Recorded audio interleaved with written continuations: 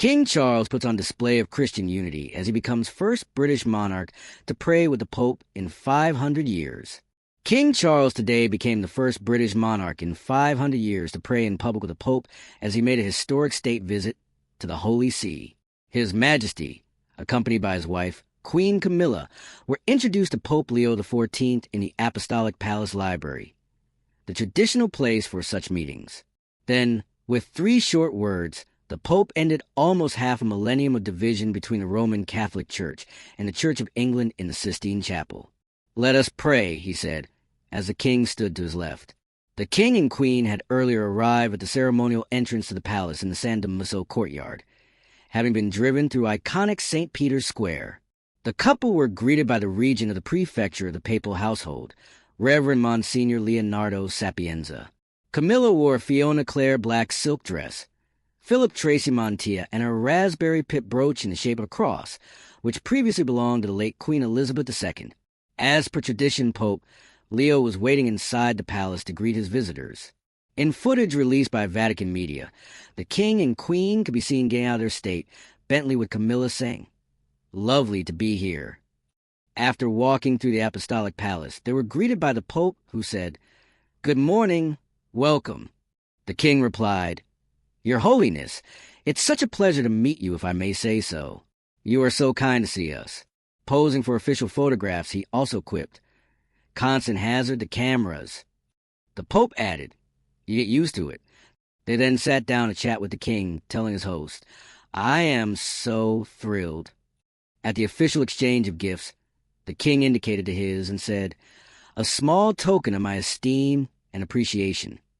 The day's ceremonial events began with a guard of honor provided by the iconic Swiss Guard and the playing of both the British and Vatican City national anthems. Their Majesties were also met by a group of papal gentlemen and the gentleman of the Pope, Prince of Windishgate's Mariano Hugo, before being guided inside.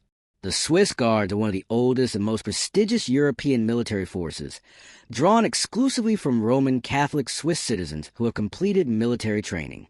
They fulfill ceremonial functions and form the Pope's bodyguard. After the king and queen were introduced to the Pope, there was an exchange of gifts, with His Majesty presenting the Catholic leader with a large silver photograph, an icon of St. Edward the Confessor. The Pope presented His Majesty with a scale version of the mosaic of Christ Pantocrator in the Norman Cathedral of Cefalù, in Sicily. The mosaic was made in the Vatican. The king also met with Cardinal Pietro Parolin, the Holy See's Cardinal Secretary of State, who attended his coronation in May 2023. The cardinal was the first papal representative to attend the coronation of a British monarch for almost 500 years. The visit comes 40 years after Queen Elizabeth II banned the king from taking part in a papal mass when he visited Vatican City with former wife Diana, Princess of Wales, in 1985. Charles, 76, who has been a lifelong advocate for better interfaith dialogue and relations, had been keen to join Pope John Paul II in prayer. The then Archbishop of Canterbury, Robert Runcie, wrote to the Vatican to say that the Prince and Princess of Wales would like to attend a service. While the Pope's office initially agreed to make the arrangements, Buckingham Palace later contacted them, overruling the decision, saying a papal audience would be sufficient during their 17-day tour of Italy. Britain and the Vatican had only established full diplomatic relations 3 years earlier, after a rift of more than 4.5 centuries, following Henry VIII's decision to break with the Roman Catholic Church in the 1530s, when it refused to allow him to divorce Catherine of Aragon and Marian Bullen.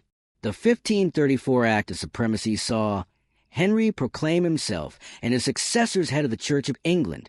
However, King Charles, now Supreme Governor of the Church of England, and Pope Leo XIV will today take part in an ecumenical service, one that involved a number of Christian faiths, in the historic Sistine Chapel as they mark the Catholic Church's 2025 Jubilee year, which takes place every quarter of a century.